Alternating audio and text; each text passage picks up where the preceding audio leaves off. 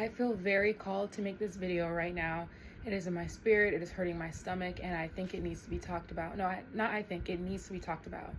Ever since I was 9 years old, I've dealt with the sin, it's a sin, of maladaptive daydreaming.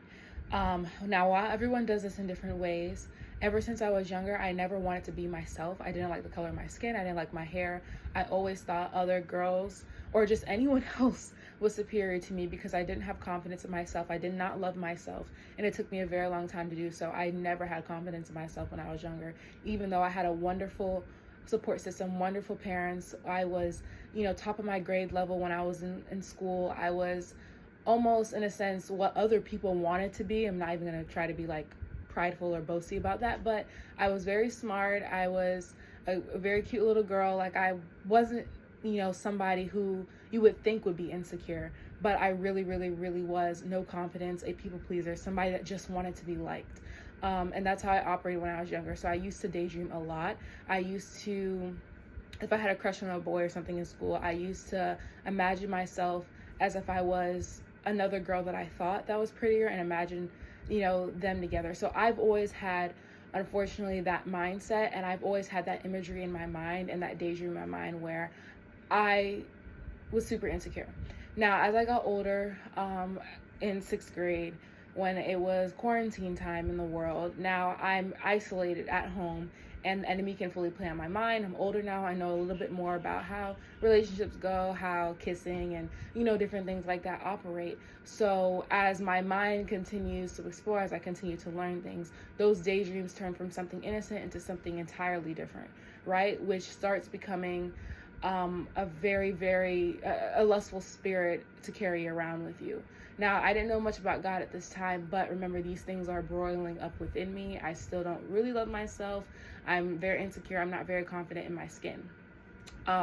So these daydreams progress and progress. I didn't really have crushes at this time, but I did have that imagery in my head.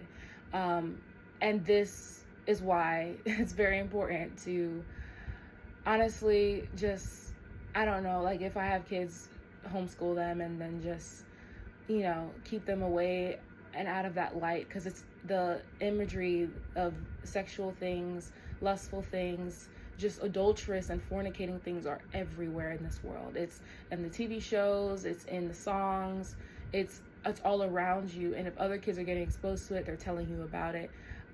Grateful that I did not do any of those things, because I had a great fear of my parents. However, it was still in my mind, and it was almost like a curiosity thing, because it's like, what is this about? What does this mean?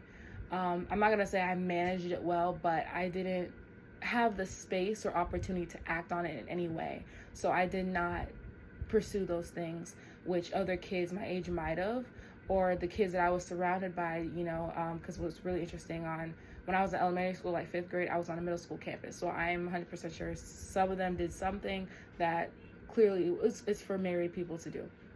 Anyways, moving forward, quarantine, 6th, 7th grade at home, I became homeschooled. So I never had that space or opportunity to explore that, which I'm super, super grateful for, because I was very insecure. I would lack confidence. If any boy came up and told me I look pretty or something like that, I'm sure that there would have been something that transpired there that I wouldn't have been able to come back from. And I'm very grateful for being homeschooled for that reason, even though I terrorized myself during that time, being depressed, being not very confident, very insecure, thinking that I was unattractive, like I'm just not the girl that boys like, or things like that, which is stupid things that you think when you're 12 or 13 years old. That was unfortunately where I was.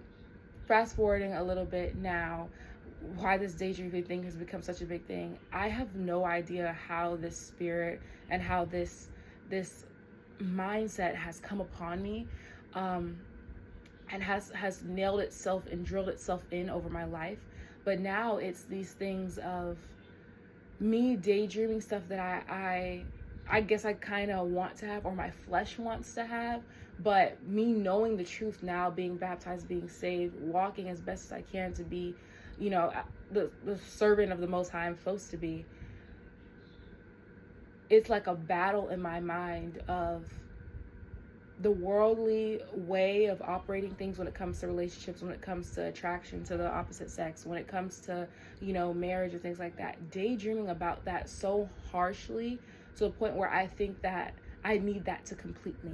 I need a boyfriend, I need a husband, I need a romantic relationship to fulfill me, to make me complete and to make me whole, when I'm supposed to have all of that in God first.